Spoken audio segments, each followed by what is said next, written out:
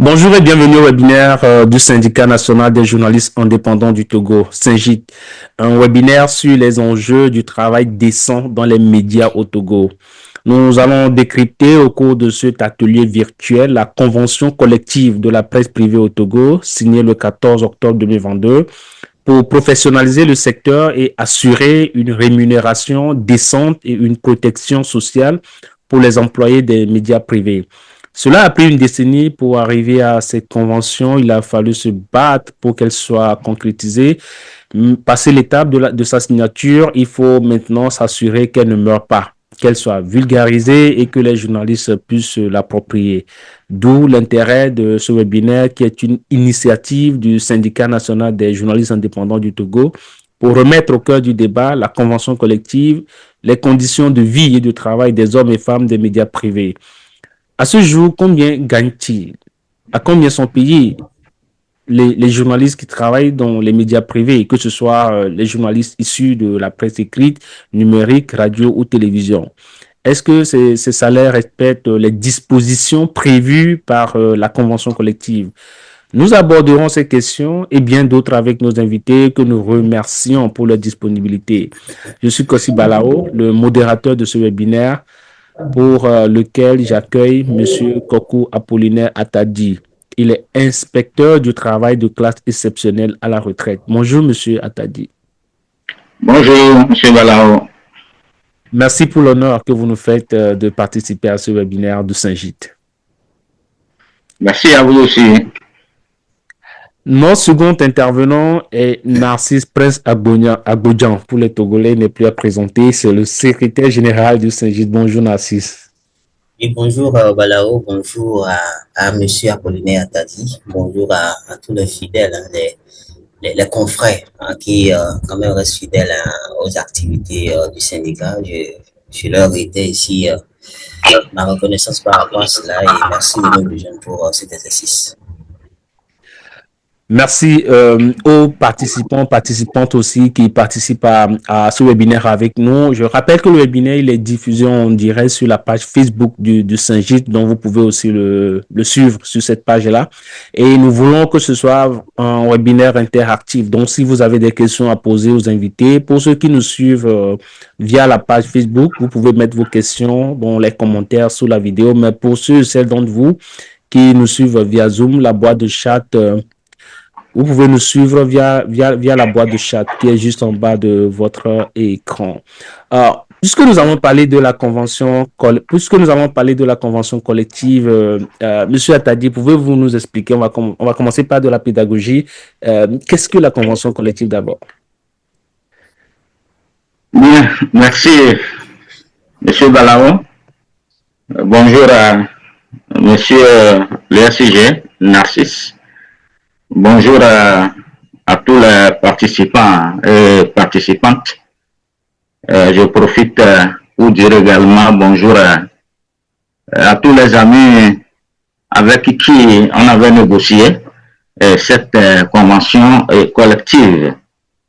Bon, comme vous l'avez dit, ça n'a pas été facile, mais nous avions réussi à évoluer et avoir la convention collective. Je rappelle que le nom, c'est pas convention collective de la presse privée. C'est convention collective des journalistes et professionnels des médias du Togo. Donc, c'est le titre de la convention. Alors, pour revenir à votre question, il faut dire que une convention collective, c'est tout simplement un accord, donc une sorte d'accord collectif. Et la spécialité, la spécificité, c'est que c'est uniquement dans le secteur du travail, dans le monde du travail, que nous avons des conventions collectives. Et là, c'est la loi qui permet aux acteurs du monde du travail de se retrouver et de s'entendre sur leurs conditions de travail, sur les rémunérations, sur tout ce qui touche le travail dans le secteur. Donc la convention collective, c'est une force, un moyen donné aux employeurs et aux travailleurs de pouvoir se mettre d'accord sur les spécificités de leur travail. Et ça, c'est parce que la loi le permet. Et ça, c'est parce que, comme vous le savez, le monde du travail est très divers. Il y a beaucoup de branches, il y a beaucoup de spécificités et les secteurs ou branches n'ont pas les mêmes réalités. Chaque réalité est bien différente. Donc, vous convenez avec moi que votre secteur n'est pas le même que le secteur des banques. Ce n'est pas le même que le secteur du commerce. Ce n'est pas le même que le secteur des BTP. Vous avez vos réalités et la loi, qui est le Code du travail, la première loi en matière de travail, ne peut pas déterminer les conditions de travail dans chaque secteur, dans chaque branche de travail. Donc, nécessairement, la loi permet à ce que des organisations d'employeurs et des organisations de travailleurs de chaque secteur se retrouvent pour se mettre d'accord sur les spécificités de leur branche d'activité. Donc, c'est ça l'objet de la convention collective. Donc, ça vous permet de déterminer les conditions dans lesquelles il faut faire des recrutements, il faut faire les contrats de travail, les conditions de travail en général, les conditions de rémunération, les problèmes d'horaire de travail, les déterminations des primes, indemnités, etc. Donc ça, c'est l'objet de la convention collective. Et quand vous vous mettez ensemble, les acteurs du secteur, vous êtes ensemble avec l'appui des autorités publiques et que vous vous êtes mis d'accord et que l'autorité publique regarde votre accord et estime que votre accord n'est pas contraire à la loi, donc ce document sera approuvé, enregistré au tribunal et ça deviendra une loi entre les parties. Et l'autorité publique, et spécialement le ministère du Travail, la direction du travail, les inspections et les autres seront chargés de l'application de ces dispositions-là. Donc voilà un peu ramassé. Pourquoi une convention? C'est quoi une convention collective? Quelle est sa différence avec la loi du travail? La convention collective, ce n'est pas la loi du travail, elle complète la loi du travail. Est-ce que c'est ça? Ben bien sûr, la convention collective, c'est un complément de la loi du travail, et bien de la législation du travail.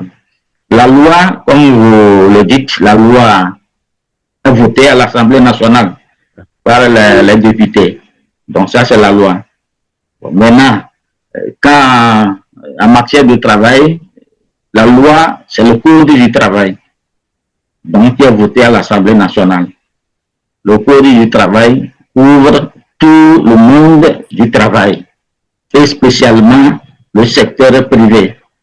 Donc la fonction publique, c'est différent. C'est le statut général de la fonction publique. Et de l'autre côté, le privé, c'est le Code du travail. Et comme le Code couvre un secteur très diversifié, la loi donne la possibilité aux acteurs d'un secteur donné de se retrouver et échanger sur les aspects que la loi n'a pas prévus. La loi ne va pas dans les détails en tenant compte des secteurs d'activité. C'est pourquoi la loi permet à ce que les acteurs de chaque secteur se retrouvent et adaptent la mise en œuvre de la loi. Donc, vous verrez que ceux qui connaissent un peu les conventions, on a beaucoup de conventions collectives. Donc, aujourd'hui, on doit avoir une douzaine de conventions collectives chez nous au Togo. Donc, il y a la loi, il y a des arrêtés et à la base, il y a les conventions collectives. Il y a aussi ce que nous appelons les accords d'établissement. Donc voilà la différence entre la loi et la convention collective. La loi, c'est votée à l'Assemblée nationale. La convention collective, c'est vous-même, vous les travailleurs, et vos employeurs. Et vous mettez ensemble pour déterminer les conditions d'application de la loi dans votre secteur. Donc voilà la loi, voilà la convention collective. Merci d'avoir rappelé. Il y a du bruit. Je vais mettre. Ok, voilà. Merci d'avoir rappelé au début que c'est la convention collective des journalistes et professionnels des médias. Et ce rappel m'amène à poser cette question à Narcisse. La convention collective définit les conditions d'emploi, des conditions de travail, les garanties sociales minimales entre l'employeur et voilà et les journalistes et les salariés. Narcisse, avant de poser la question à Monsieur Attadi sur le respect de la convention collective par les employeurs, est-ce que tu peux nous parler des conditions de travail des journalistes togolais? Écoutez, ce n'est un secret de polichinelle. Euh, les conditions de travail des journalistes togolais est peu enviable. À l'image même des journalistes de la sous-région, parce que généralement, on se plaît à faire un lien avec les autres confrères de la sous-région. Ouais. Je puis rassurer les uns et les autres que ce n'est pas du tout évident. Nous vivons pratiquement les mêmes réalités, surtout face aujourd'hui à un concurrent sévère, le numérique, les réseaux sociaux qui semblent jouer notre rôle à notre place. Et face à ce tableau, il faut dire que le métier de journalisme est très délicat. Et s'il faut parler de rémunération, c'est très difficile pour les journalistes de pouvoir s'en sortir. Et au Togo, la situation interpelle, la situation demande à ce qu'on puisse continuer de vraiment réfléchir et de sortir des solutions concrètes pour affronter cette réalité. Vous savez qu'au Togo, il y a le code de la presse qui a été revisité, en passant aussi par le statut de journaliste.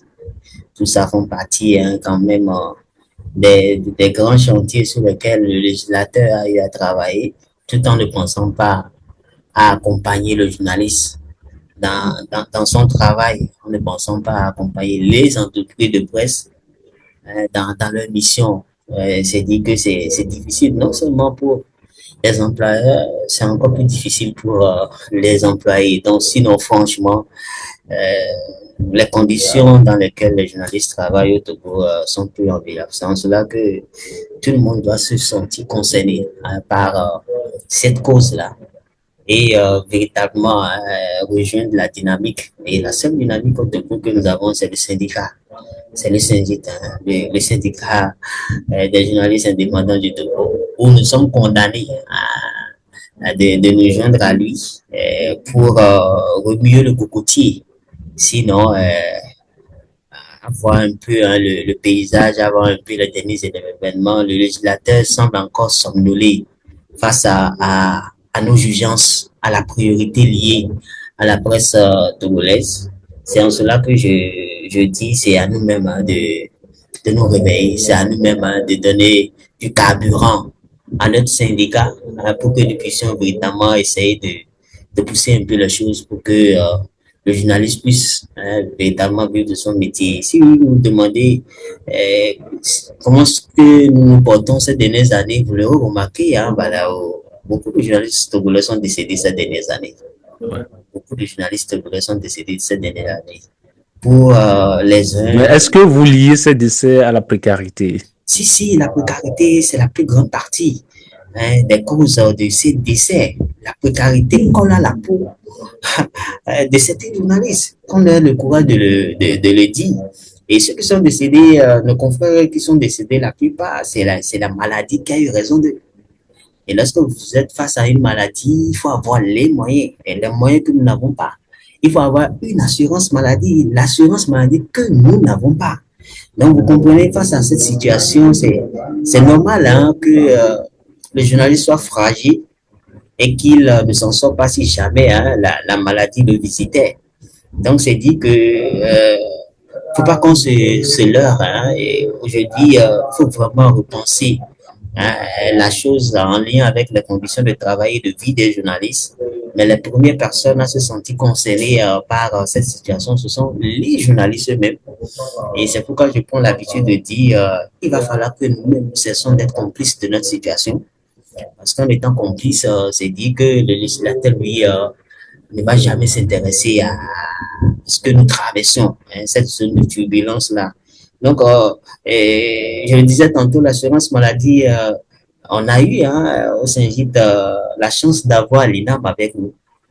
Et c'est lorsque nous avons réussi à avoir cet INAM, je salue en passant le secrétaire général Isidore Kouronou avec l'équipe qui s'est partie pour cela. On était à leur côté.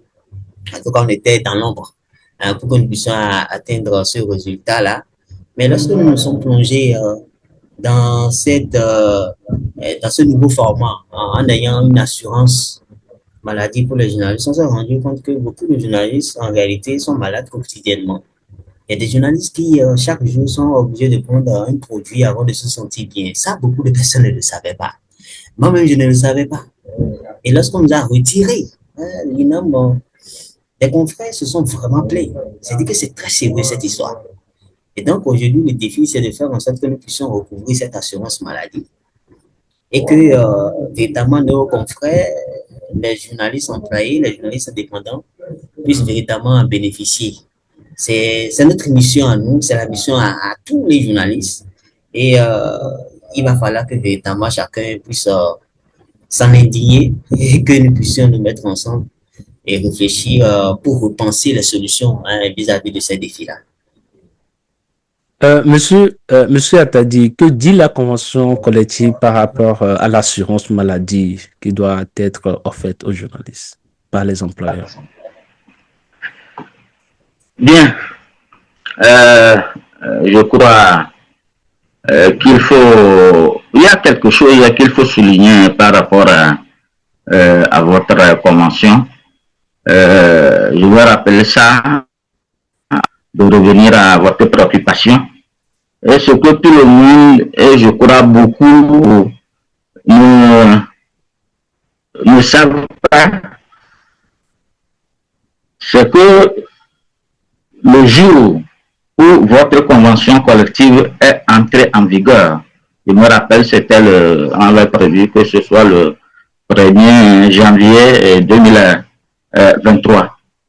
Et c'est justement ce jour que le SMIG a changé. Donc, en décembre 2022, il y a eu de nouvelles dispositions qui ont changé le SMIG et qui ont porté le SMIG de 35 000 à 52 500.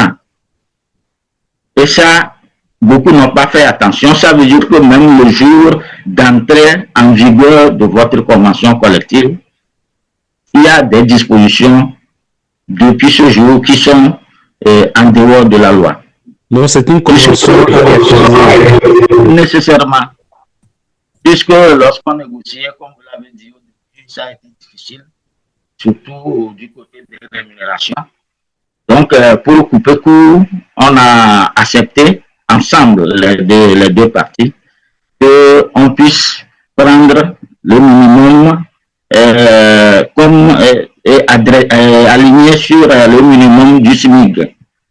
Donc, si vous voyez votre convention collective, les salaires, ça commence par 35 000, qui était le SMIG avant janvier 2023.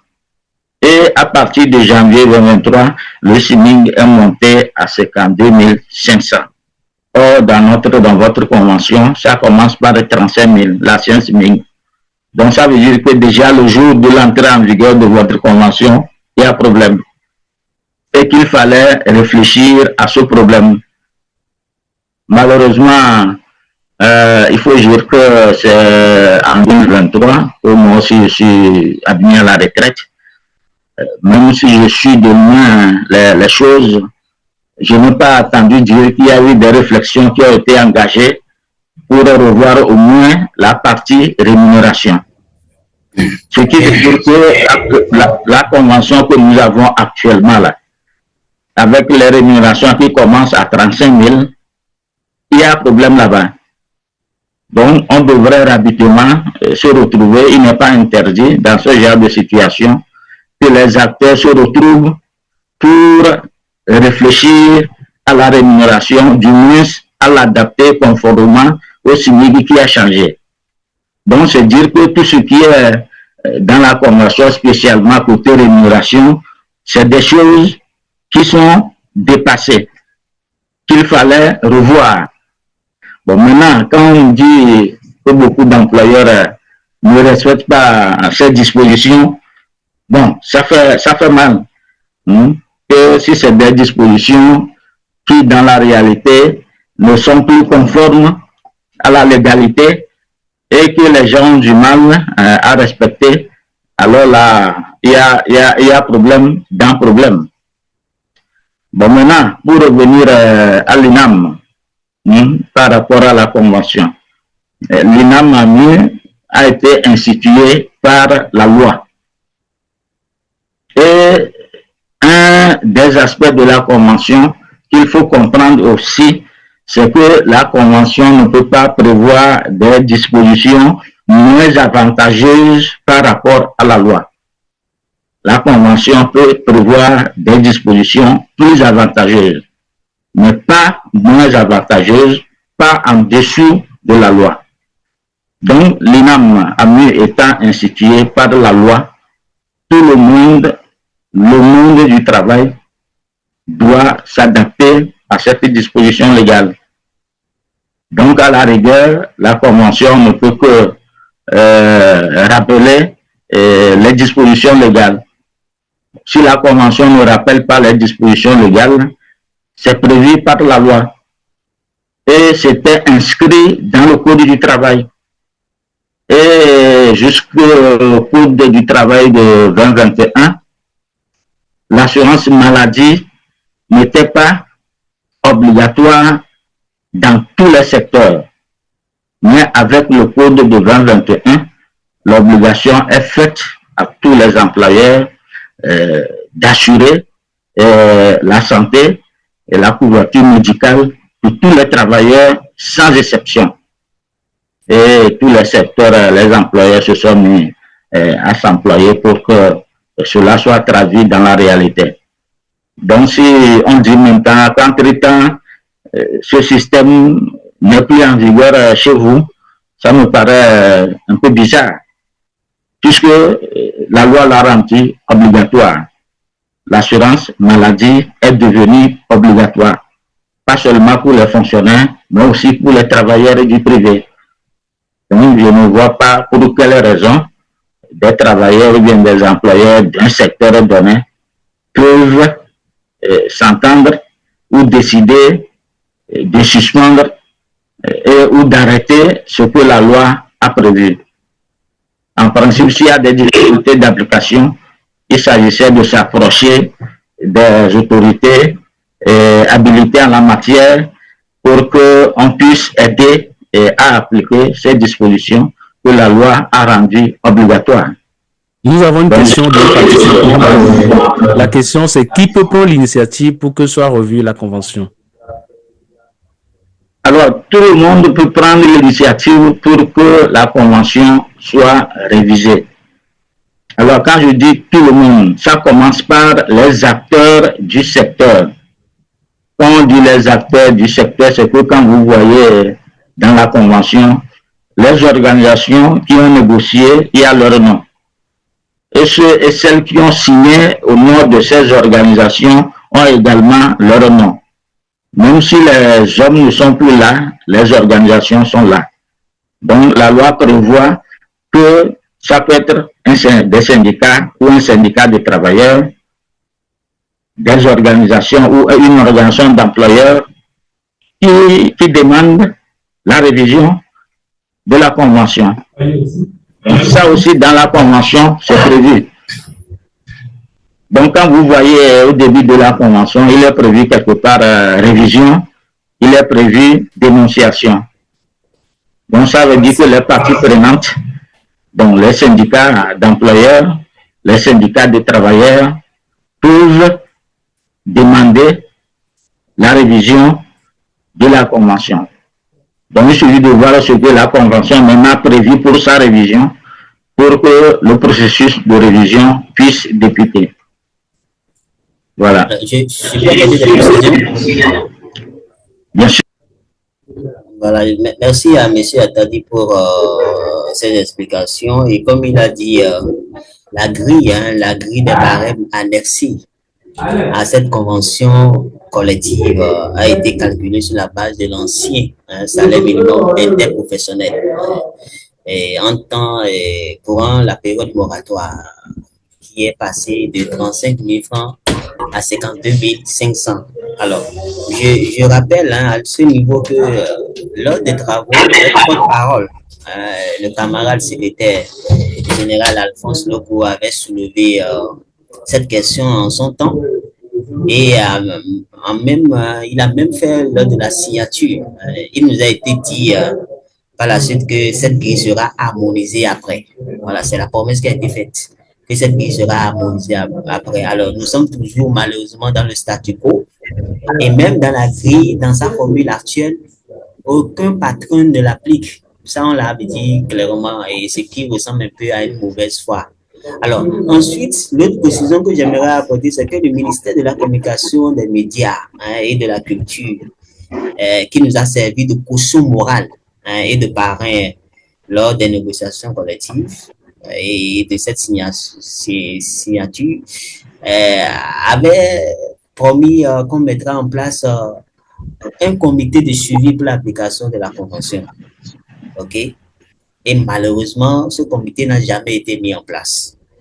Nous avons été obligés de rappeler cela à Madame le ministre la dernière fois, lorsqu'elle nous a rencontrés pour les vœux, en disant, mais ce n'est pas possible qu'une convention qui a été signée en 2022 et qu'il a été promis qu'on mette en place un comité de suivi de l'application de cette convention jusqu'en 2026, que malheureusement, ce comité ne soit pas mis en place. Alors, Madame le ministre nous a promis qu'elle prendra en considération cette inquiétude. Et justement, elle a commencé par poser quelques actes. Il nous a été demandé de nous faire représenter dans une plateforme qui va réfléchir et voir comment est-ce qu'on pourra mettre en place, bien évidemment, ce comité de suivi de l'application de la Convention. Je crois que la mission de ce comité sera également, bien évidemment, de rappeler qu'il faut retoucher cette Convention-là pour que vivement on puisse l'actualiser par rapport à la loi aujourd'hui, puisque le SMIC au Togo, c'est à 52 500, comme l'a dit monsieur Attadi. Donc, voilà un peu les précisions que je voulais apporter par rapport à ce que monsieur Attadi a soulevé. Nous sommes bien conscients qu'il faut retoucher cette convention. Nous l'avons même évoqué depuis même les travaux. Et nous avons continué de le dire. Il faut véritablement mettre en place un comité de suivi de l'application de cette convention pour que nous puissions travailler là-dessus, l'harmoniser et surtout l'amener à entrer dans sa phase d'application. Donc, c'est un peu la position que j'aimerais apporter par rapport aux explications de M. Attadi. Bon, est-ce que je peux réagir? Oui, vous pouvez réagir, mais en attendant, il y a des questions qui sont posées dans la boîte de chat. Narcisse, je voudrais encore que tu prennes la parole quand on regarde la convention. On a par exemple pour les employés, agents d'exécution de première classe, des salaires de base qui partent de 38 000 à 63 000. Pour les employés de deuxième classe, des salaires qui vont de 106 000 à 81 000 francs CFA. Pour les techniciens de 86 000 à 108 500 pour les employés de troisième classe. Pour les catégories cadres, on voit des salaires qui vont de 150 000 à 180 000. Mais dites-nous, combien gagnent les journalistes togolais? Combien gagne un journaliste togolais? Ça, c'est ce que la convention instaure comme grille. Mais en réalité, qu'est-ce qui se passe? S'il faut aller sur le terrain par rapport à nos réalités, je vous dirais qu'il y a des journalistes qui gagnent 5 000 francs par bouclage. Et c'est leur salaire. C'est une triste réalité. Et au même moment, il y a des journalistes qui sont payés à 50 000, à 100 000. C'est une réalité aussi. Il y a quand même des boîtes qui elles sont pas nombreuses. Elles sont un peu rares, mais qui quand même arrivent à payer 100 000 à leurs journalistes. et qui sont aussi, qui évitent aussi des aérés. Ça, je ne le savais pas, mais je l'ai su il y a quelques jours. Tu sais de quoi je parle. Alors, c'est dit, c'est dit que ça dépend hein, de la boîte, de l'organe, mais pour la majorité, il y a des journalistes qui travaillent sans salaire. Voilà où ayons le courage de le dire, il y a des journalistes qui travaillent sans salaire. Et il y a des journalistes qui travaillent et qui sont payés à moins de 35 000 et qui difficilement arrivent à avoir le salaire également. OK? Et il y a d'autres hein, qui, comme je disais tantôt, sont payés à 5 000 francs par bouclage et après, débrouillez-vous. Et tout ça, face à la vie chère aujourd'hui face à la discipline que le métier me demande, c'est pas facile d'être journaliste. Ça, il faut que les gens le sachent. C'est pas un métier aussi facile comme les gens peuvent l'imaginer. C'est un métier difficile, le journalisme. Et c'est un métier qui, à un moment même, a agi sur votre santé physique et votre santé intellectuelle. Et donc, pour ça, il faut qu'on arrive véritablement à payer le journaliste. Et nous avons la chance d'avoir aujourd'hui une convention collective qui nous permet, bien sûr, hein, d'avoir des barèmes par rapport à ce qu'il faut payer à ces professionnels des médias en fonction, bien sûr, hein, des diplômes et des catégories et tout. Ce que nous devons aujourd'hui faire, c'est de travailler à ce que cette convention puisse entrer dans sa phase effective. Et ça, je ne sais pas pourquoi les gens continuent d'être hésitants. Je ne sais pas pourquoi les gens n'y croient pas trop. Vous vous rappelez, tous ceux-là qui se sont battus, comme tu l'as dit dans ton introduction, c'est après une décennie hein, de lutte que nous avons pu avoir cette convention collective. Et au début, lorsque les curieux, lorsque les persévérants, les pionniers hein, de cette lutte se battaient pour qu'on puisse avoir une convention collective pour les journalistes au Togo, il y en a qui pensaient que c'était de l'utopie. Beaucoup étaient convaincus que c'était de l'utopie. Et ces gens-là étaient réduits à une minorité. C'est une réalité. Ils étaient réduits à une minorité. La lutte a continué. Je vais revenir vers vous. Tu as bien fait de dire que nous avons la chance d'avoir une convention collective. Dans les commentaires, je vois Étienne qui dit ceci. Une chose est de réactualiser la convention collective, mais l'autre chose est son application stricte. Ce qui veut dire que ce que nous constatons sur le terrain, c'est qu'il y a un écart entre la réalité et l'application des tests ou de la convention. Qu'est-ce que ça vous fait, M. Attadi, d'entendre ça, vous qui avez travaillé sur cette convention-là, et qu'est-ce qui peut être fait, en fait, pour la mise en œuvre, l'application de cette convention? Je crois que il faut, pour commencer aussi, il faut rendre hommage aux autorités ministérielles hein, du secteur de la communication et du secteur du travail. Parce que je me rappelle que le ministre qui était parti, je ne sais pas si c'est à Gouadan ou bien c'est à Ouadan, en tout cas, voilà, il a beaucoup joué pour qu'on arrive à certaines négociations. Alors, comme le SG l'a dit, il est prévu de mettre un comité de suivi. Mais entre-temps, il y a eu changement de gouvernement. Donc, on n'a pas besoin d'attendre un autre gouvernement, un autre ministre pour mettre en place un comité de suivi. Mettre en place un comité de suivi, ce qui suppose qu'il faut faire des explications aux acteurs.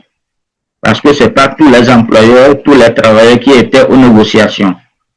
Il faut que les gens comprennent. Les gens ont des difficultés pour comprendre, pour appliquer.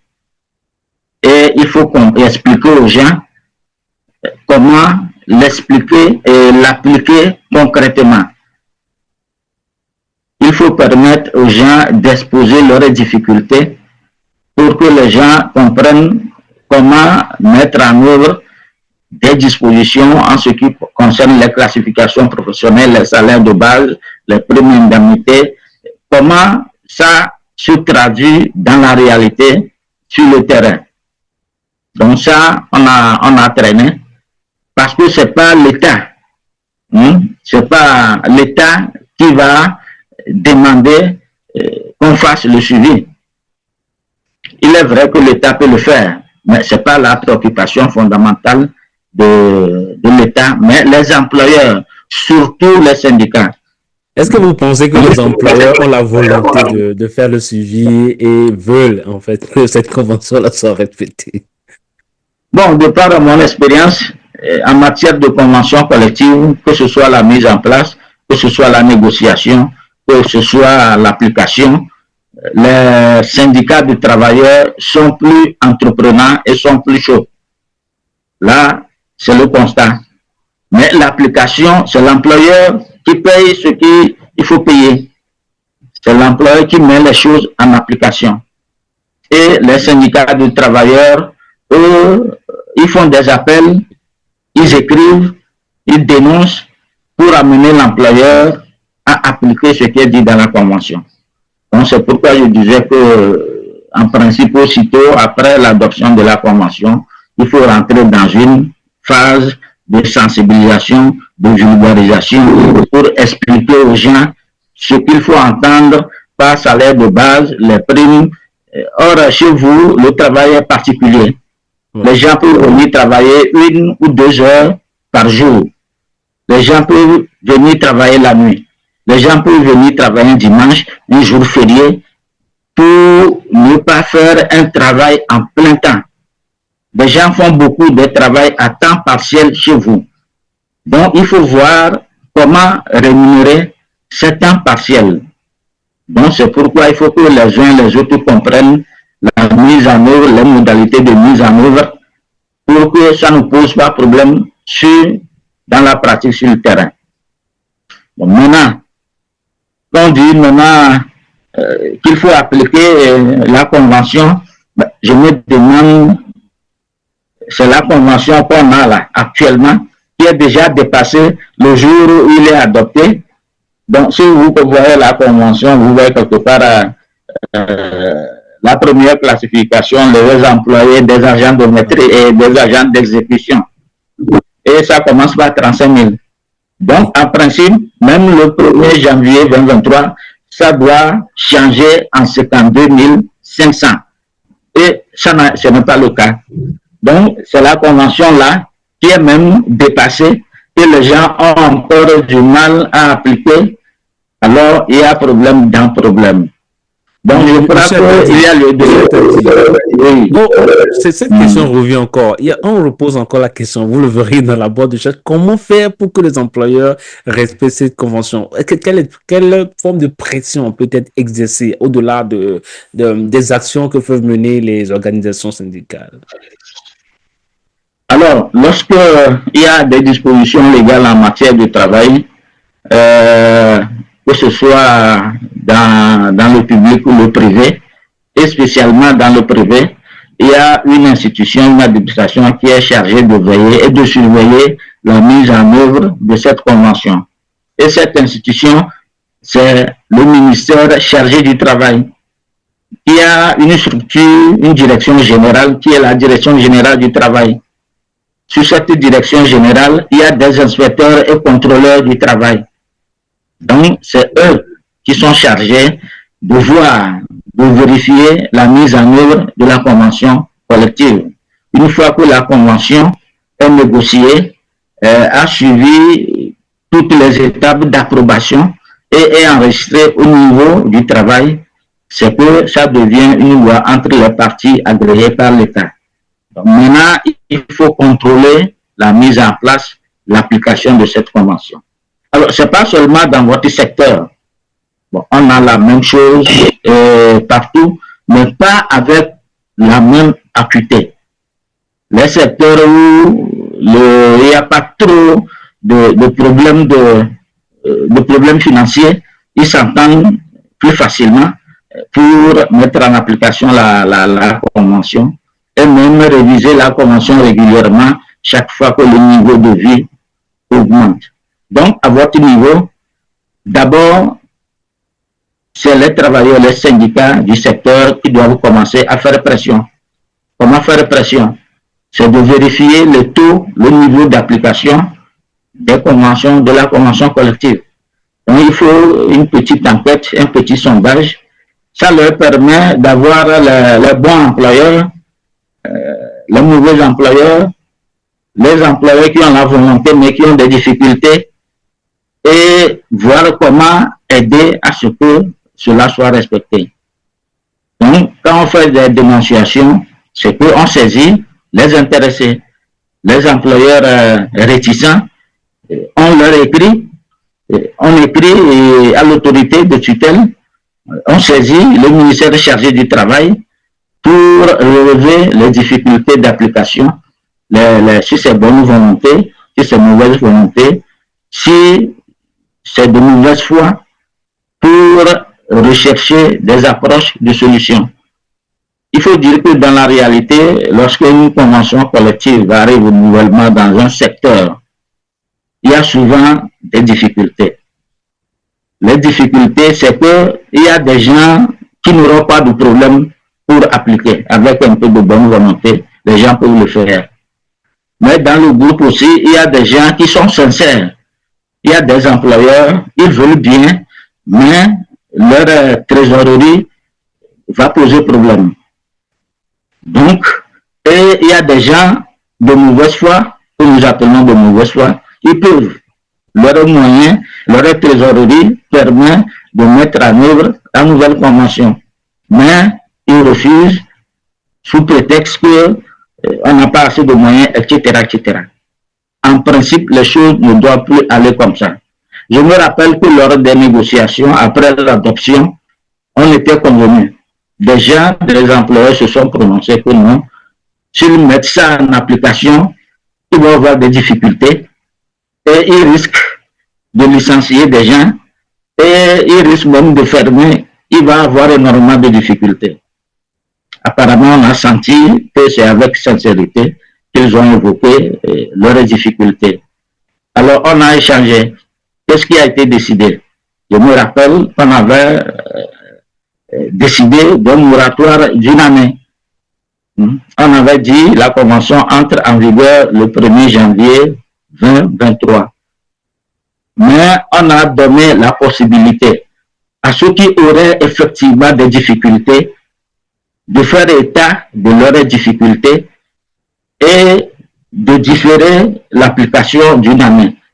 Donc, de prendre une année pour faire les corrections, les ajustements, pour que dans un an, ils entrent en plein dans la mise en œuvre de la convention.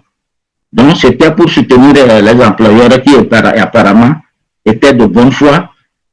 Il vaut mieux avoir des travailleurs qui ne sont pas bien payés que de les avoir à la maison. Donc, c'est ce qui a été décidé. Et les autres, ceux qui peuvent le faire, ils le font immédiatement. Donc, en principe, après un an, même si la convention dès son entrée en vigueur est dépassée, après un an, il devait avoir un sondage, une petite étude pour voir comment ça se passe. Et faire un compte rendu au ministre de tutelle, au ministre chargé du travail, aux employeurs, aux syndicats, pour que des actions puissent être entreprises et rectifier le tir. Donc, voilà un peu, en tenant compte des préoccupations exprimées par les uns et des autres, ce qu'on avait fait pour accompagner les acteurs. Mais après, il ne faut pas aller croiser les bras. Les syndicats, c'est eux qui étaient chaud. Il faut continuer à être chaud, à suivre, à étudier, à avoir des exemples concrets et à faire des rapports acquis de droit et réfléchir ensemble à ce qu'il y a lieu de faire pour évoluer. Alors, si les gens ont du mal à payer le minimum qui est à 35 000, aujourd'hui, est-ce qu'ils peuvent payer facilement les 52 500? Donc, la question, c'est pas est-ce qu'on peut, c'est qu'on doit. Maintenant, si on a des problèmes, on évoque les problèmes.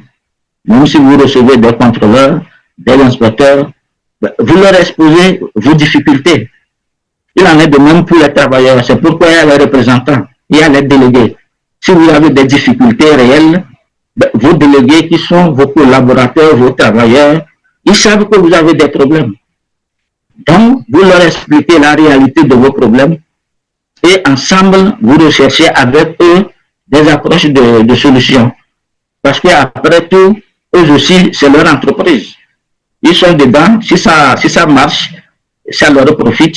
Si ça ne marche pas, ils sont les premiers à payer les prix parce qu'on va les renvoyer. Donc, quand vous avez des collaborateurs, des délégués, des représentants des syndicats, donc ces gens-là sont là pour que vous échangez, pour que vous réfléchissiez. Voilà mon problème, voilà mes difficultés, mes amis, qu'est-ce qu'on va faire pour avancer? Et vous cherchez ensemble vos problèmes, vos solutions. Si ça ne va pas, vous saisissez les autorités de tutelle, le ministère du Travail, la direction du travail, pour qu'on puisse réfléchir à comment vous aider à avancer. Donc voilà. Est-ce que j'ai beaucoup de questions dites par M. Attadi? Je présume que tu voudrais réagir. Écoutez, il a fait le bourré à l'écurie, il a dit l'essentiel. Ouais. Vous savez, c'est regrettable que cette convention collective a du mal à entrer dans sa phase effective. Alors, je retiens qu'il a bien, il a si bien dit, il faut interpeller les premières autorités, mais pour rappeler aussi, avant que cette convention ne soit signée, il y a quand même des promesses qui ont été faites aux patrons de presse. L'État a promis d'accompagner les entreprises de presse pour que véritablement elles puissent faire face à cette nouvelle donne qui est l'application de la convention collective. On nous a vanté le fonds de presse. Mais aujourd'hui, si vous me posez la question, ce fonds de presse, qu'est-ce qu'il est devenu? Je ne suis pas en mesure de vous répondre. Et ce sont là des arguments que les patrons de presse trouvent pour dire, mais on nous a quand même garanti des choses avant qu'on ne signe cette convention. Ce que nous avons fait, mais on se rend compte qu'aujourd'hui, ces promesses ne sont pas tenues. Et donc, ne comptez pas sur nous pour appliquer cette convention-là. C'est en cela que ça nous interpelle, nous, en tant que syndicat, sonner l'alerte par rapport à ce qui se passe, en invitant l'État aussi à jouer son rôle. Vous savez que ce n'est pas du tout facile pour les entreprises de presse au Togo. Et par là, ce n'est pas facile pour les employés de pouvoir s'en sortir. On parlait de l'assurance maladie. Je peux même vous dire que tout à l'heure, quand nous avons terminé ce webinaire, je vais me rendre à une réunion qui, bien sûr, a pour sujet l'assurance maladie pour les journalistes. Nous allons encore réfléchir pour trouver des solutions. Comment est-ce que nous allons faire pour avoir de l'assurance maladie pour les journalistes? Et c'est tout à l'heure, dans quelques heures, que je vais me rendre à cette réunion-là. C'est dit qu'on continue de réfléchir pour trouver des solutions concrètes. Mais au moment, nous estimons que l'État doit nous aider. L'État doit aider les entreprises de presse à s'en sortir. Sinon, si face à nos réalités aujourd'hui, avec l'agressivité fiscale, avec la CNSS qui nous harcèle, les prestations qui ont du mal à être payées dans notre pays, c'est difficile pour les gens de payer les prestations des journalistes. Et c'est tout ceci compose des indicateurs, des arguments pour les patrons de presse pour se dire, mais ça ne va pas, vous le voyez clairement, et vous nous demandez d'appliquer une convention collective dans cette situation-là. Vous voyez que c'est compliqué pour tout le monde, mais nous, en tant que syndicat, nous devons rappeler qu'une convention collective a été signée et qu'il faut l'appliquer. Et qu'il faut même harmoniser, en commençant à harmoniser cette convention-là pour que, bien évidemment, les barèmes soient revus et qu'on puisse l'appliquer parce que le journaliste doit vivre de son métier. Le journaliste travaille beaucoup, le journaliste se tue quotidiennement pour donner l'information et son travail n'est pas du tout évident. Et de la même manière qu'on estime que dans les autres secteurs, les gens sont censés être bien rémunérés et bien traités, il faut que le journaliste également soit bien traité et bien rémunéré. Et pour ça, il faut se battre. Et nous, je l'avais dit, nous avons commencé par attirer l'attention du gouvernement. Nous avons vécu des périodes difficiles ces derniers mois, vous savez, avec la 5e République qui est arrivée, les institutions qui sont restées dans la léthargie. On n'avait pas de répondants en face pour finalement évoquer nos sujets. Narcisse, Attadi a aussi souligné la responsabilité des syndicats. Il a dit que le syndicat a aussi la responsabilité de faire le suivi, de mener des sondages et d'approcher le ministère avec les résultats issus de ces sondages-là. Que dis-tu par rapport à cette proposition je peux te rassurer que nous avons même discuté il y a quelques jours par rapport à ces statistiques-là. Et sur lesquels nous devons travailler et les mettre à la disposition de l'opinion et également des décideurs. Et bien évidemment, interpeller pour qu'on puisse mettre en place le comité qui va suivre cette convention.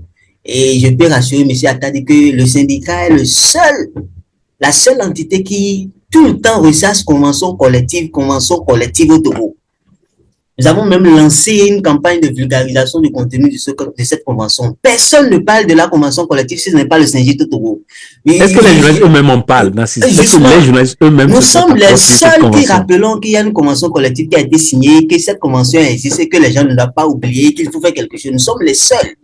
Des fois, même nous énervons même les gens par rapport à ça. Et vous ne pouvez pas imaginer ce que les gens nous disent dans les coulisses. Les gens trouvent que nous sommes fous dans la mesure c'est difficile pour toutes les entreprises de presse. Les gens continuent de nous faire croire que notre histoire là, nous sommes en train de rêver. Mais nous allons quand même continuer de le dire, nous allons continuer d'attirer l'attention et de faire ce qu'il faut. Comme il a dit, faire les statistiques et tout, c'est des choses que nous allons faire. Et rassurez-vous, le syndicat continuera d'attirer l'attention, de sonner la lettre par rapport à cette convention collective-là. Et nous avons besoin de tous les journalistes pour y arriver. Un rapport de force doit être en face. Le rapport de force doit être composé des employés eux-mêmes, des acteurs eux-mêmes. Et lorsque les acteurs eux-mêmes se sentent désintéressés par la chose, mais souvent que les choses n'avancent pas. Donc le syndicat... Oui, c'est ça aussi ma question, Narcisse. Est-ce que tu as le sentiment que les employés, ces acteurs-là, que les journalistes eux-mêmes se sont appropriés cette convention, Narcisse? J'ai le sentiment que les journalistes ont pris en piètre estime cette convention. Et je suis attristé en le disant. Les journalistes eux-mêmes ne sont pas intéressés par rapport à ce qui se passe. Il faut tout le temps le leur rappeler. Moi, j'ai la chance d'être un homme de terrain partout. Je vois les confrères, je suis obligé de les embêter par rapport à cela. Et je suis obligé de faire une proximité avec le confrère pour leur dire, mais il y a un syndicat qui est là, voilà ce qui se passe, mais intéressez-vous à ce qui se passe. Malheureusement, nous-mêmes, nous jouons à une certaine indifférence par rapport à la chose. C'est pourquoi je parlais de rapport de force. Si les gens étaient convaincus qu'il y a un rapport de force en face, parce qu'il y a un syndicat qui est composé des membres actifs, des membres qui sont pleins dans les activités en lien avec cette convention, ils n'oseront pas quand même faire ce qu'ils veulent. On ne va pas oser licencier des journalistes si on sait qu'il y a un rapport de force en face. On ne va pas oser... Permets-moi de réagir. Il y a un commentaire de Komi qui dit que c'est dans la réclamation de l'application de cette convention qu'ils ont été licenciés abusivement depuis 2020. Est-ce que tu es au courant? Nous sommes au courant de ces événements-là. C'est pourquoi nous invitons les confrères à rejoindre la dynamique du syndicat. Vous êtes journaliste, employé, indépendant, vous exercez le métier, rejoignez-vous au syndicat. Rejoindre le syndicat, c'est s'intéresser à ses activités, c'est faire des propositions, c'est de rejoindre la dynamique. Je vous dis, si nous sommes organisés, disciplinés, nous pourrions faire bouger les lignes. Mais lorsque vous attendez à ce que c'est le secrétaire général qui aille faire un miracle pour vous, mais c'est difficile. C'est difficile. Et des gens s'amusent à le dire. Ceux que nous avons en face, que je considère comme les adversaires, à qui nous devons faire peur, ils estiment clairement qui sont ceux-là qui sont derrière vous pour que vous puissiez... Aujourd'hui, malheureusement, le syndicalisme se résume aujourd'hui uniquement au bureau ou carrément à son secrétaire général. Le syndicalisme des journalistes au Togo. Et c'est ce que nous voulons éviter pour nos confrères. Parce que lorsque vous faites face à une situation, vous êtes seul à en subir. Vous êtes seul à souffrir. Mais lorsque les gens savent que vous appartenez à un syndicat, qui est organisé, discipliné, qui peut porter votre voix, mais les gens vont s'interdire de faire certaines choses. Donc, ce n'est pas une affaire d'une seule personne, c'est une affaire de nous tous. Les gens doivent se sentir concernés par les activités du syndicat. Les gens doivent rejoindre le syndicat à corps et âme et se donner à fond pour que nous puissions faire bouger les choses. Nous seuls, nous ne pouvons pas. Bon, des fois, on peut faire peur aux gens par moment, mais franchement, si nous avons une base solide, avec des journalistes qui se sentent concernés par leur réalité, leur quotidien, les choses pourront véritablement bouger. Donc, le défi nous est lancé. Il ne sert à rien de demander tout le temps ceux qui sont en tête, qu'est-ce qu'ils font? Mais qu'est-ce que vous faites en tant que membre du syndicat? Qu'est-ce que vous faites en tant que journaliste? Qu'est-ce que vous faites en tant que professionnel des médias? Qu'est-ce que vous faites dans la vie de votre syndicat? Le syndicat qui a animé l'âme du syndicat, c'est vous qui l'animez. Donc, franchement, je lance encore l'appel à nos confrères de ne pas penser qu'il y a un secrétaire général qui est là et c'est lui qui ira tout faire. C'est pas possible. C'est à vous de porter le secrétaire général pour qu'il puisse faire des revendications pour vous. OK?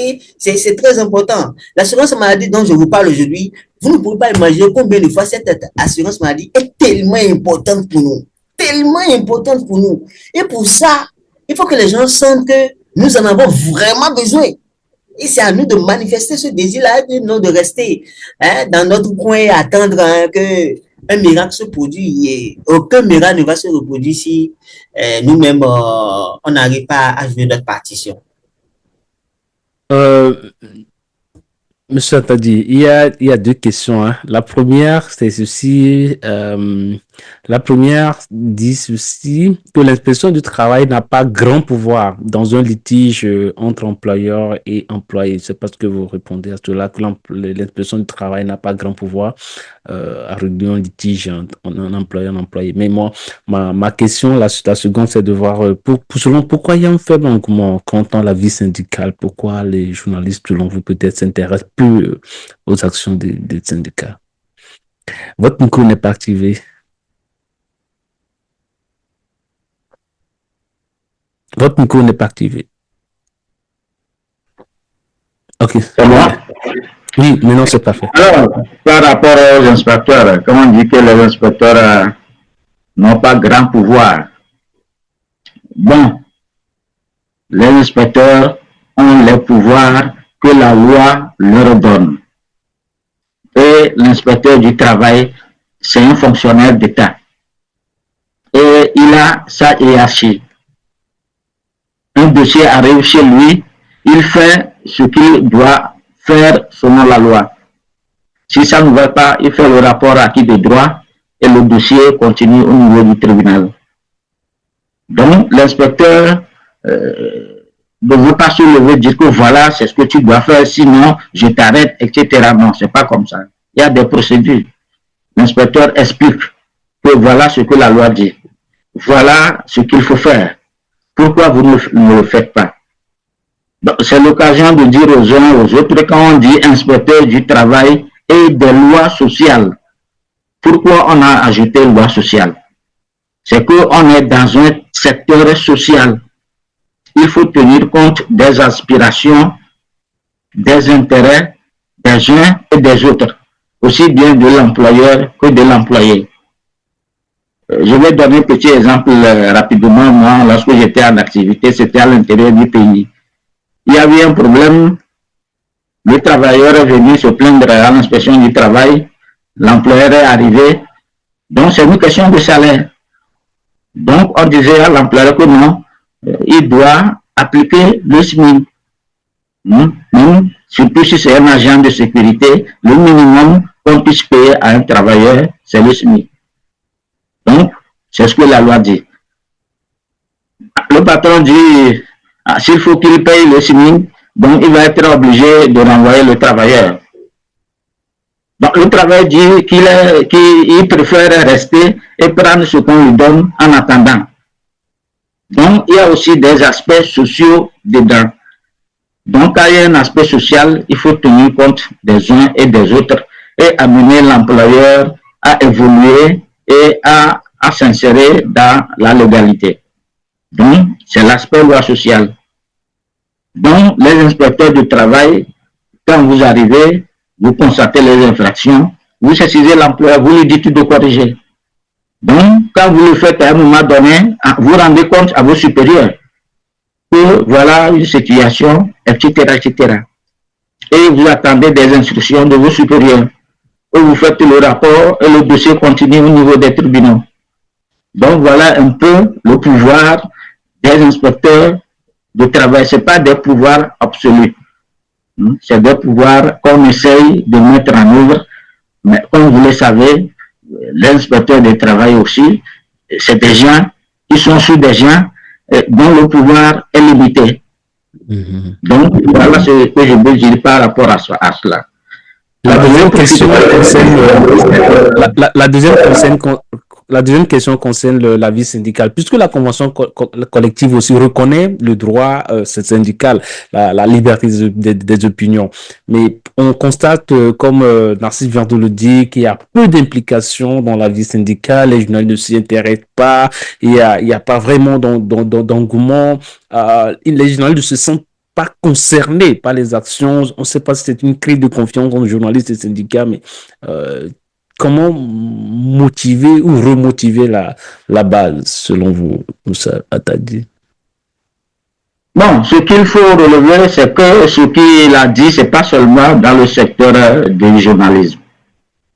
C'est dans le monde du travail en général. On a l'impression que les syndicats sont de plus en plus faibles, sont affaiblis. Et qu'il y a des syndicalisations. Les travailleurs, les jeunes travailleurs ne sont plus intéressés par le syndicalisme. Et ce que les gens ne comprennent pas, c'est que le bien fondé du syndicalisme, c'est que à l'origine, depuis l'histoire du monde du travail, c'est que le travailleur, c'est le maillon faible du monde du travail. Et que pour être fort, vous devez être unis. Si vous êtes ensemble, vous êtes plus fort. Mais si vous n'êtes pas ensemble, donc, celui qui est en face, il a tous les pouvoirs et il fait ce qu'il veut. L'exemple concret, c'est ce qu'il a dit, que certains journalistes disent qu'ils ont été renvoyés parce qu'ils ont réclamé l'application de la convention collective. Je ne dis pas que c'est exact. Mais si c'était un syndicat qui avait réclamé, on ne va pas licencier le syndicat. On ne licencie pas un syndicat. Il y a la liberté syndicale. Et même ce qu'on nous a dit là, quand vous allez voir cet employeur, il ne va pas dire lettre de licenciement, objet, réclamation de l'application de la convention. Non. Il va inventer autre chose pour renvoyer. Il ne va pas dire qu'il a renvoyé parce que les gens ont réclamé l'application de la convention collective. Mais quand tu énerves un employeur, il cherche des arguments pour te renvoyer parce que tu es un bon délégué, tu es un bon syndicaliste, etc., etc. Et si vous estimez que le renvoi est abusif, vous allez au niveau du tribunal. C'est là où on parle de licenciement abusif. Mais quand c'est un syndicat, un groupe de travailleurs, ceux qui sont à la tête représentent un groupe. Si le groupe est bien organisé, donc le groupe a le droit de demander, de réclamer, de négocier et d'avoir des accords. Donc, ce qu'il y a, c'est que le monde du travail, c'est un monde de négociation. C'est un monde de dialogue. C'est que quel que soit le problème, vous devez échanger avec la partie en face pour voir la sincérité des arguments de l'autre. Et ça vous permet de voir qu'est-ce qu'il faut faire ensemble pour sortir ensemble des difficultés. Donc, on a négocié pour avoir la convention. C'est que les conventions sont aussi révisées régulièrement. Donc, c'est encore une négociation.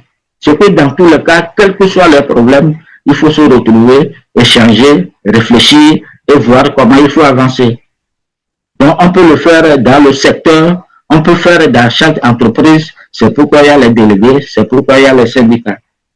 Donc, je crois qu'il faut faire de la sensibilisation à l'endroit des travailleurs d'une manière générale et des journalistes d'une manière spécifique pour que les gens comprennent l'intérêt d'appartenir à une organisation syndicale.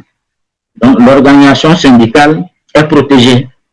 Donc, la loi permet à l'organisation syndicale de relever des choses, de porter vers l'employeur, de négocier, de se mettre d'accord et avancer. Si vraiment ça ne va pas, le syndicat saisit l'autorité publique, donc le gouvernement ou le représentant du gouvernement, pour qu'on puisse aider à gérer le problème.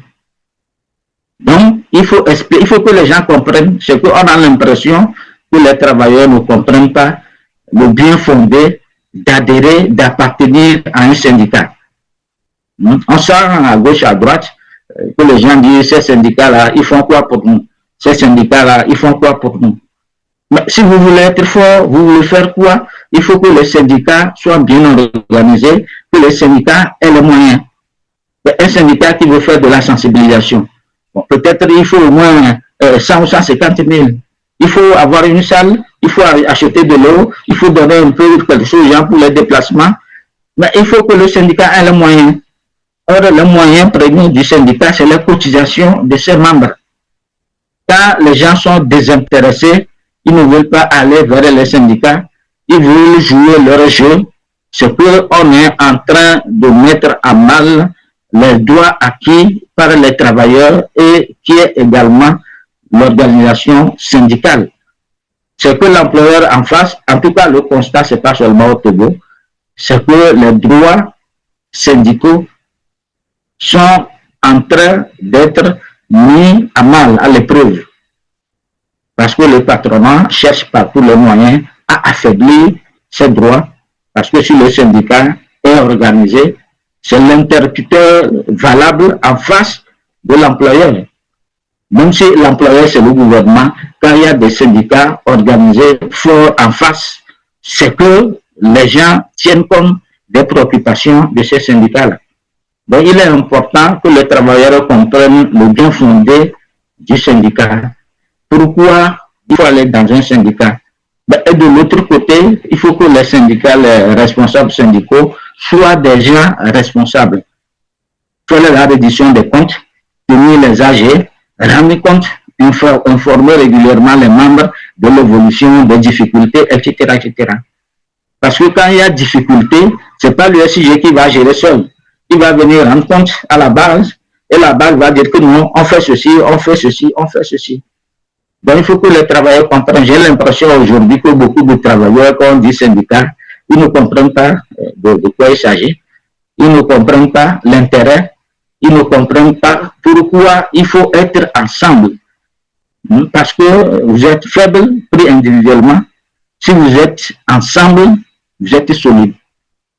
Et on ne peut pas renvoyer tout le monde en même temps parce que tu fais du syndicalisme. C'est pourquoi la loi a consacré la liberté syndicale. Donc, les syndicats, vous avez toujours du travail. Il faut expliquer à vous. Vous avez du travail.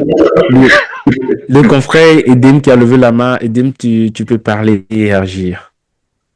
Bonjour à tous. J'espère que vous m'écoutez. On t'écoute parfaitement bien. C'est toujours une grande joie, un honneur de participer à ce type de rencontre. Merci beaucoup, Monsieur Attadi, pour vos apports structurants à la remobilisation syndicale telle que vous l'avez souligné. On a besoin de vous, on aura encore besoin de vous durant les mois et années à venir. Puisse le Seigneur vous accorder une santé solide pour que vous continuiez à nous prodiguer des conseils utiles et pratiques pour pouvoir faire avancer la lutte syndicale. J'aimerais toujours apporter de l'eau à votre moulin, à ce que Monsieur Attadi, à ce que Narcisse ont eu à dire, en soulignant que c'est bien de se remobiliser, de se poser les bonnes questions comme les camarades ont eu à le faire depuis 12 heures TU ici. Mais nous sommes à l'instant T où nous devons passer à l'acte. C'est-à-dire, le Saint-Gite a été porté sur les fonds baptismaux en août 2011 dans des conditions assez particulières. Je puis vous assurer qu'en 2011, quand on se battait pour lancer le Saint-Gite, les conditions de travail étaient plus précaires que les conditions de travail à l'instant T où nous parlons. Mais cela ne nous a jamais démotivés, cela ne nous a jamais découragé d'entamer une marche et d'aboutir au résultat où nous sommes aujourd'hui. Ce que nous voulons, c'est aller de l'avant, apporter une plus-value concrète à la corporation. Aujourd'hui, nous sommes seulement 28 personnes comme adhérents au Saint-Gite depuis qu'on a formalisé les choses. Vous trouvez ça normal? Vous trouvez ça normal? On a mis du temps, de l'énergie pour parcourir le territoire togolais à travers une subvention de l'Union européenne pour aller sensibiliser, pour aller discuter, pour aller expliquer les contours de la nécessité d'adhérer à une organisation syndicale. Si les uns et les autres ne veulent pas rejoindre le syndicat, il y a possibilité de créer d'autres regroupements syndicaux. Il y a possibilité de travailler en synergie pour aller. On ne doit pas tout le temps rester à l'étape de faire des remarques, de formuler des remarques, et après, cela ne se traduit pas sur le terrain. Depuis 2011, on a expliqué aux camarades, on a expliqué aux uns aux autres la nécessité d'établir des conseils syndicaux dans les organes de presse où il y a au moins 4 personnes. Faites le tour, vous verrez combien d'organes de presse dans le privé disposent de conseils syndicaux.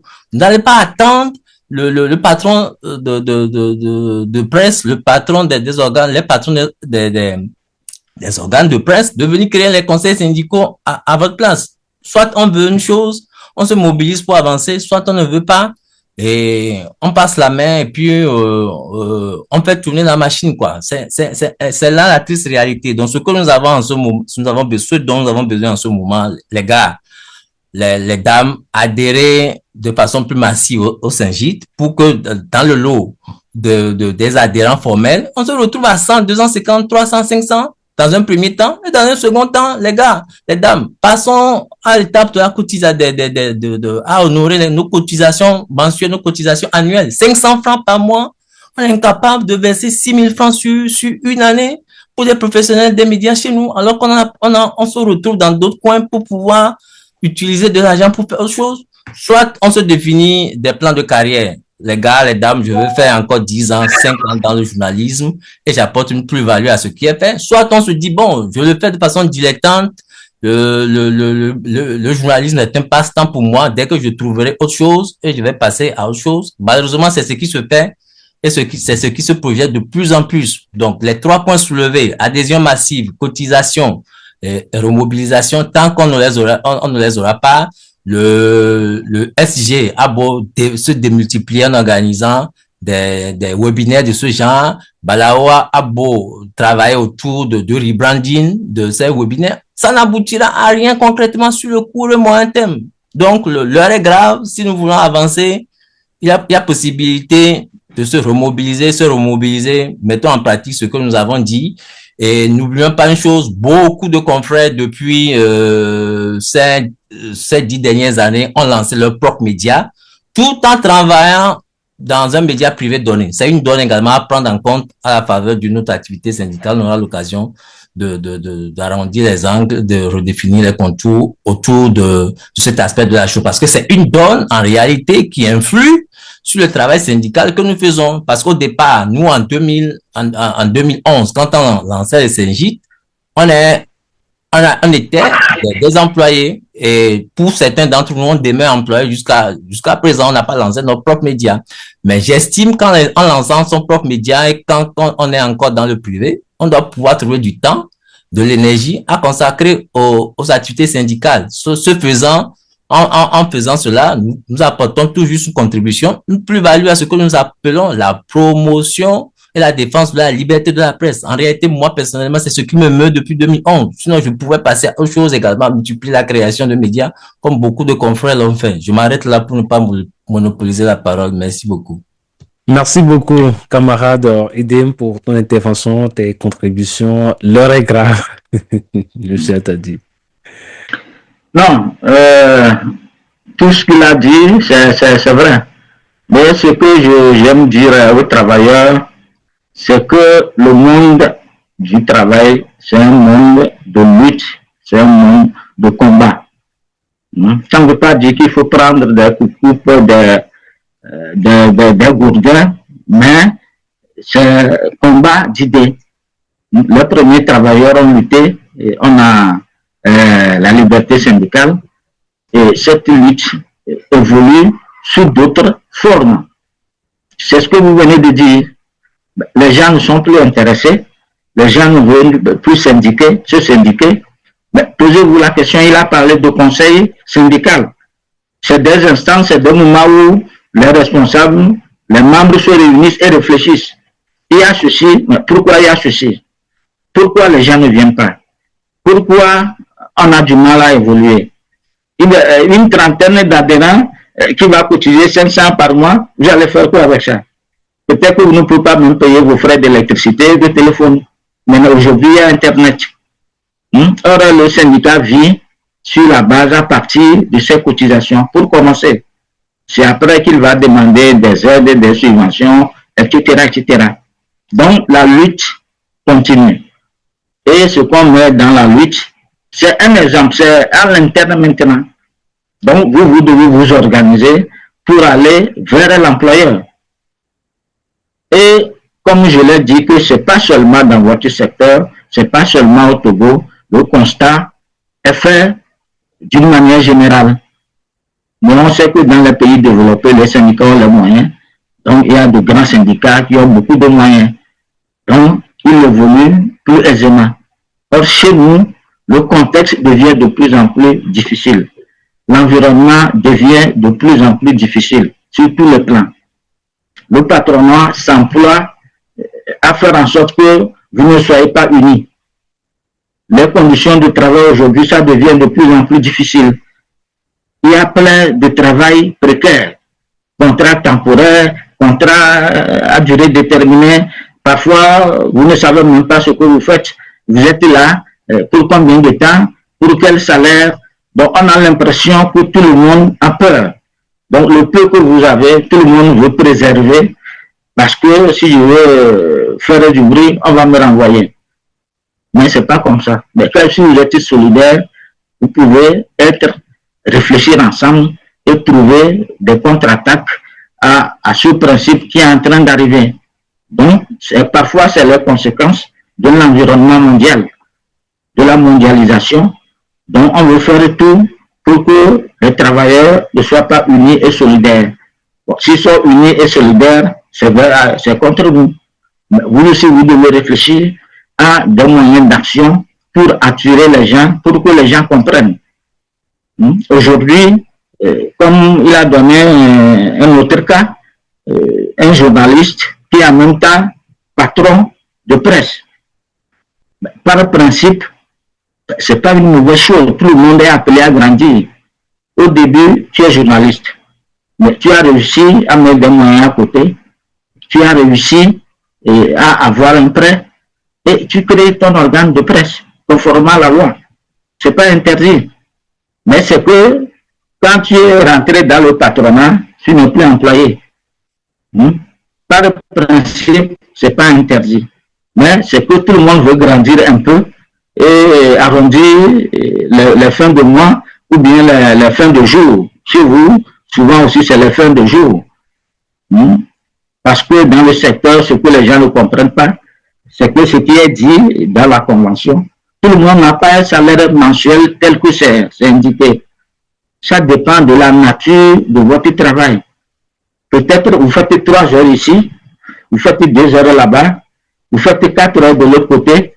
Donc, vous rassemblez les heures de travail dans les organes de presse pour avoir quelque chose de consistant à la fin de la semaine. Donc, ça aussi, ce n'est pas interdit. Ça dépendra alors de la nature du contrat que vous aurez signé avec les différents employeurs. Mais ce qu'il y a, c'est de penser que je suis journaliste et je dois réfléchir aux droits des journalistes. Et ce n'est pas réfléchir individuellement. C'est pourquoi les syndicats, les instances de réflexion, il a parlé de conseil, c'est là où on réfléchit. On fait le bilan. Ça fait 1 an, ça fait 2 ans. Qu'est-ce qu'on a fait?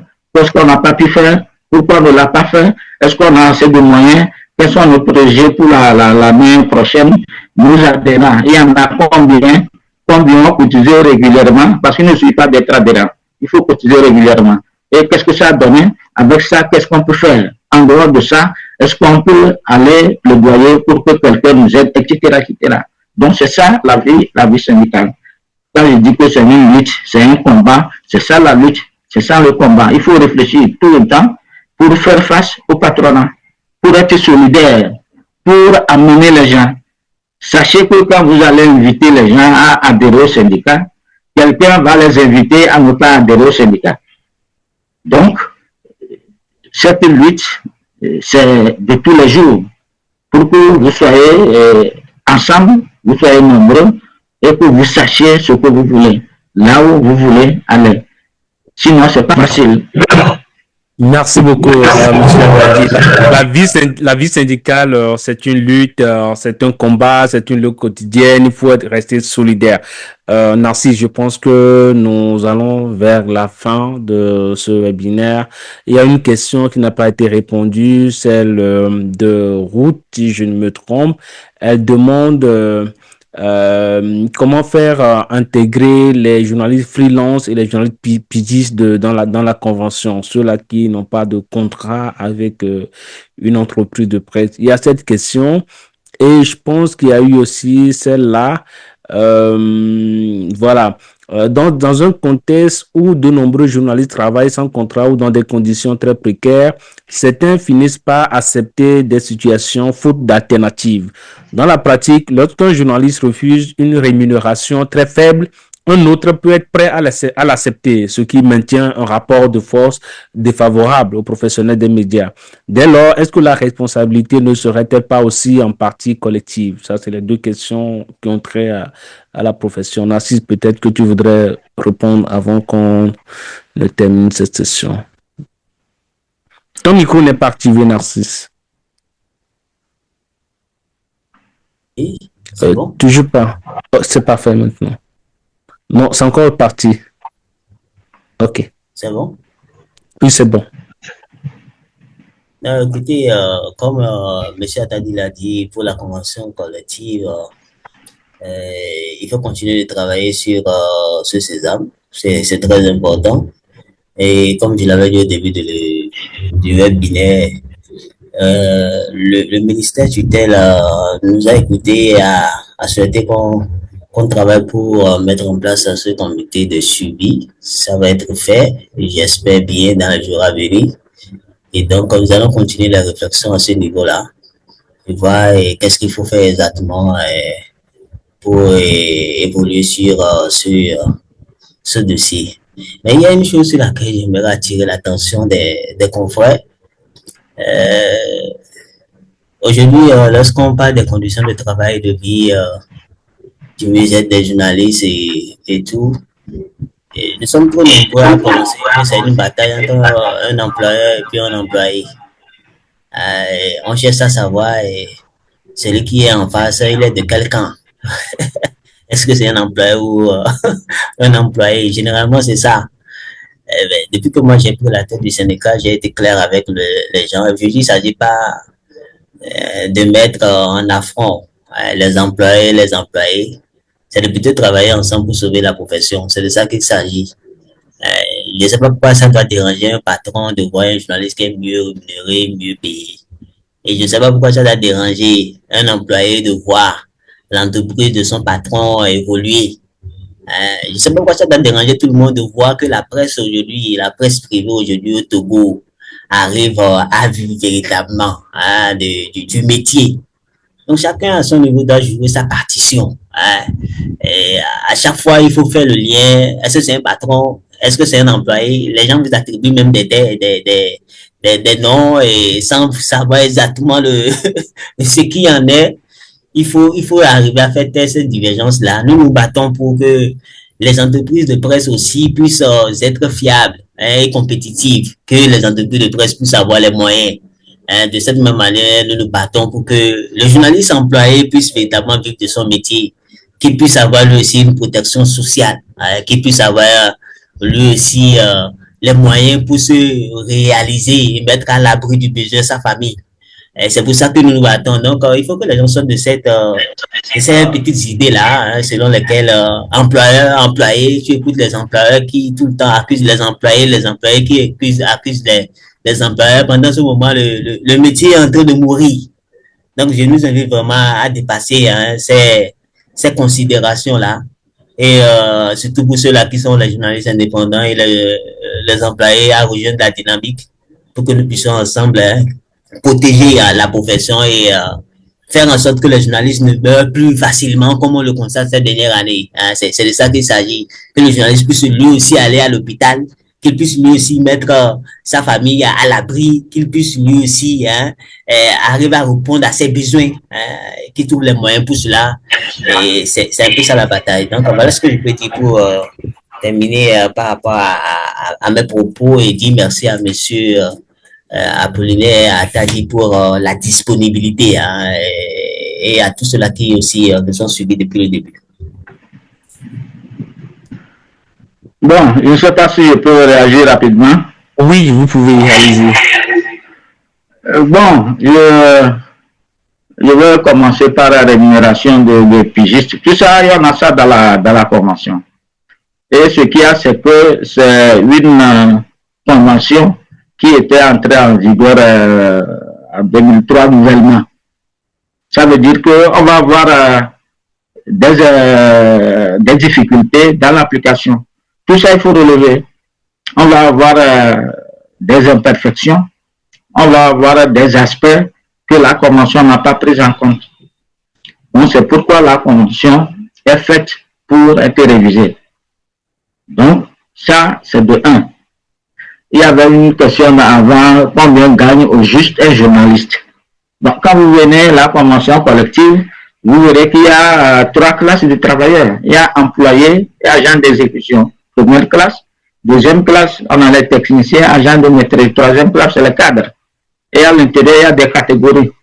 Donc, quand vous lisez la convention, donc, vous verrez que les journalistes, parce que ce n'est pas eux seulement qui constituent une entreprise de presse. Il y a les journalistes, il y a plein d'autres choses. Et les journalistes se trouvent dans la classe de techniciens, agents de maîtrise. Et ils peuvent se trouver aussi dans les cadres. Ça dépend de l'ancienneté, de l'expérience, du diplôme, etc., etc. Et le groupe de techniciens agents de maîtrise, ça commence par 86 000. Et ça va jusqu'à 135 500. Ça, c'est la convention actuelle qui est caduque, du moins en ce qui concerne les rémunérations. Ça veut dire que depuis janvier 2023, il faut revoir les rémunérations pour les conformer à la réalité. Bon, maintenant, si ce qui est là n'est pas respecté, il y a problème. Et ce qu'il faut comprendre, ça c'est au niveau de l'application. Il ne faut pas que les gens pensent qu'on a dit qu'un journaliste, ça commence au minimum par 86 000. Donc si tu es journaliste, tu fais 3 heures quelque part, tu auras 86 000. Non, c'est pas comme ça. Donc, il faut voir par rapport aux conditions de contrat, aux conditions de travail. Mais pour déterminer le nombre d'heures que tu travailles peut-être dans le mois, dans l'agence, donc on aura besoin de ça pour voir par heure ça correspond à combien, pour savoir ce qu'on peut te payer. Donc, il y a des aspects pratiques dans la chose que les gens ne maîtrisent pas, qui posent problème dans l'application. C'est que dans les réunions, donc on relève qu'il y a telle difficulté, prochainement il faut corriger. Bon, maintenant, l'autre aspect, c'est que le problème, c'est pas qu'un journaliste, il est journaliste ici, employé ici et patron là-bas. Ça peut être un avantage plus qu'un inconvénient. Ça veut dire que si on a des réunions avec les employés, il est là. Mais il a des réunions avec les employeurs, il est là. Donc, on peut en profiter pour qu'il soit sincère et dise ce qui se passe, ce qu'on peut faire. Mais pour être employeur, ça c'est la loi qui le dit. Pourquoi, comment on dit que vous êtes employeur? Et pour être employé, c'est la loi qui le dit. Et comme il a dit, c'est pas ça le problème. Qui est employeur et qui est employé, c'est pas ça le problème. Le problème, c'est comment faire pour que la convention soit appliquée, pour que les conditions de travail soient améliorées. Et d'une manière générale, sachez que tous les travailleurs sont un peu, quelque part, employeurs. Quand vous êtes employé, vous êtes débrouillé, vous avez acheté un média à quelqu'un, c'est que quelque part, vous devenez employeur. Quand vous prenez une boy, un domestique, quelqu'un que vous payez régulièrement, c'est que quelque part, vous devenez employeur. Donc, le problème ici, c'est pas là. C'est de réfléchir à améliorer les conditions de vie et de travail dans le secteur. Qu'on soit employé, qu'on soit employeur. Employeur, c'est une entreprise qui a créé, il veut gagner de l'argent. C'est légitime. L'employé aussi travaille ben, il veut gagner aussi de l'argent. Donc, c'est là où il y a la confrontation des intérêts. Mais c'est une confrontation qui est normale, qui appelle à la réflexion. Comment faire en sorte que tout le monde puisse y trouver son compte et respecter les dispositions légales. Donc, ça, c'est en réfléchissant ensemble et surtout en étant ensemble.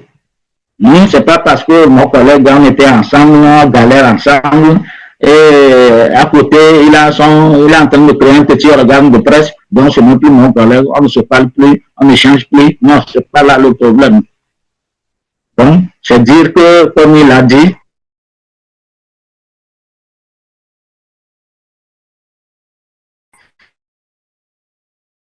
vous trouvez l'occasion de réfléchir pour connaître des solutions à vos problèmes. Bon, là où l'autorité peut vous aider, l'autorité va vous aider. Je me rappelle lors des négociations, les employeurs, les syndicats, ils ont rappelé l'aide, je crois que c'est l'aide de subvention de l'État. Ils avaient souhaité que ça soit libéré, que ça soit un peu plus substantiel, etc., etc. Et le ministre avait promis, n'a pas refusé. Donc ça, je ne veux pas rentrer dedans parce que je ne m'intéresse pas. C'est que quand vous êtes bien organisé, vous allez voir le patron de temps en temps pour lui expliquer vos problèmes. Bon, le patron va chercher à vous avoir de son côté, mais quand vous jouez pour l'intérêt d'un ensemble de personnes, c'est que vous devez faire attention pour ne pas sacrifier la lutte que vous menez au nom de tout un ensemble. Donc, c'est pourquoi je disais tantôt que le monde du travail, c'est la lutte, c'est le combat qui est permanent. On ne dit pas aujourd'hui on a gagné, on croise les bras, non. Le monde du travail, le social, ça évolue, ça change rapidement.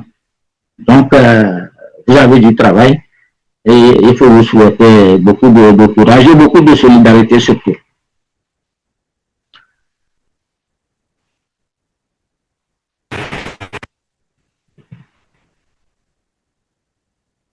On n'a pas le son. Hein? Ouais, camarade Edem, est-ce que tu rejoins, est-ce que tu voudrais placer un mot en 30 secondes avant la fin de ce webinaire?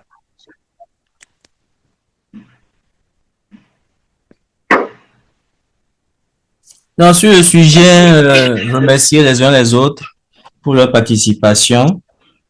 Comme j'ai l'habitude de le répéter au SIG, même si ce sont 10 personnes qui participent à nos webinaires, c'est toujours quelque chose. On apprend toujours et il faut toujours venir apprendre à la faveur de telles rencontres syndicales. Comme le monsieur Attadi l'a souligné, le SIG l'a souligné, nous on a dépassé au niveau du SYNGIT l'étape de propriétaire de médias ou pas. Une chose est certaine, en matière de défense et de promotion de la liberté de la presse, on a énormément de travail à l'échelle du Togo. Ceux qui sont encore intéressés, qui désirent retrousser les manches, rejoignons-nous. On a des chantiers qui sont ouverts. Bientôt, on va passer à la concrétisation d'un certain nombre d'initiatives qui puissent attirer davantage de confrères autour du SYNGIT. Donc, venez, on va continuer par réfléchir. Bientôt, on va célébrer le 3 mai, la journée internationale de la liberté de la presse. Il y a plein d'initiatives qu'on peut enclencher, impulser collégialement à la faveur de cette activité. On vous attend et on est sûr et certain que on va rester optimiste pour les mois et années à venir. Merci à tous. Merci beaucoup, camarade Edem. On va rester optimiste. Merci. Et nous avons Alphonse aussi qui vient de nous rejoindre. Je pense qu'on ne va pas louper l'occasion de lui laisser aussi dire quelque chose. Bonjour, camarade Alphonse.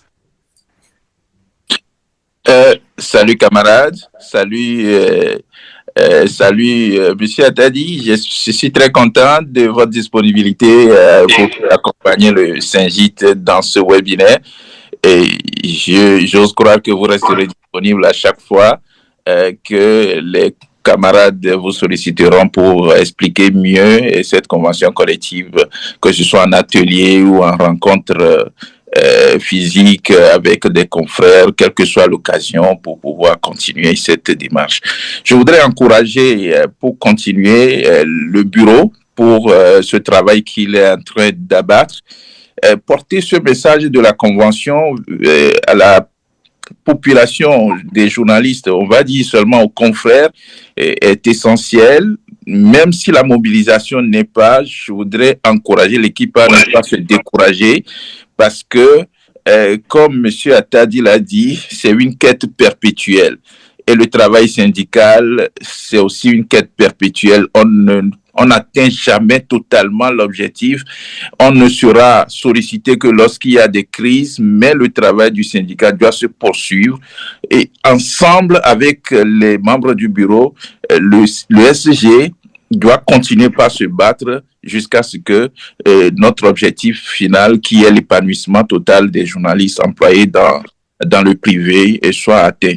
Donc, je ne veux pas monopoliser la parole. Merci à tous ceux qui y travaillent. Merci à ceux qui, dans l'ombre, ne veulent pas s'afficher, mais s'intéressent aux syndicats. Et bon courage à tout le monde pour la suite. À bientôt. Merci à toi aussi, camarade Alphonse, d'être toujours côté de Saint-Gilles. Je pense que tu as une inspiration pour le Saint-Gilles. Merci aussi à Edem qui, depuis le début aussi, maintient toujours la flamme. À Narcisse, à Monsieur Attadi aussi, qui s'est rendu disponible et qui a partagé aussi ses connaissances avec les confrères. Il y a eu plus de 50 personnes qui se sont inscrites pour le webinaire et plus de 22 qui sont restés du début jusqu'à la fin.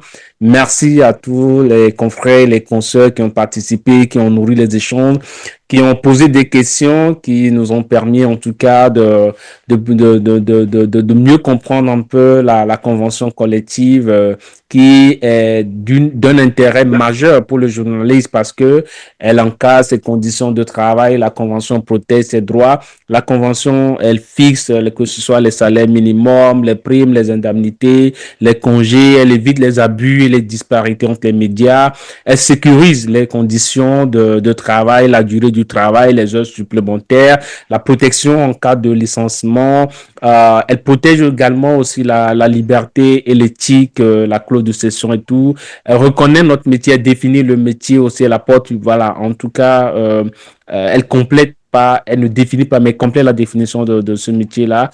Elle améliore la protection sociale aussi du journaliste, elle renforce le pouvoir collectif, elle donne du poids aux journalistes face aux directions. Donc, pour dire que la convention collective, elle est d'un intérêt majeur pour les journalistes et c'est important que les journalistes ne rongent pas cette convention-là dans les tiroirs ou dans leur bibliothèque, mais qu'ils puissent lire la convention, se l'approprier et rejoindre les actions syndicales, rejoindre le syndic pour pouvoir faire entendre leurs droits. On l'a dit plusieurs fois, la solidarité, l'appel à la solidarité. On se rappelle de ce slogan-là que les syndicalistes utilisent souvent pour le prolétaires de tous les pays. Unissez-vous. Ici, il ne s'agit pas des prolétaires, mais des journalistes. Unissez-vous. Ça, c'est vraiment important.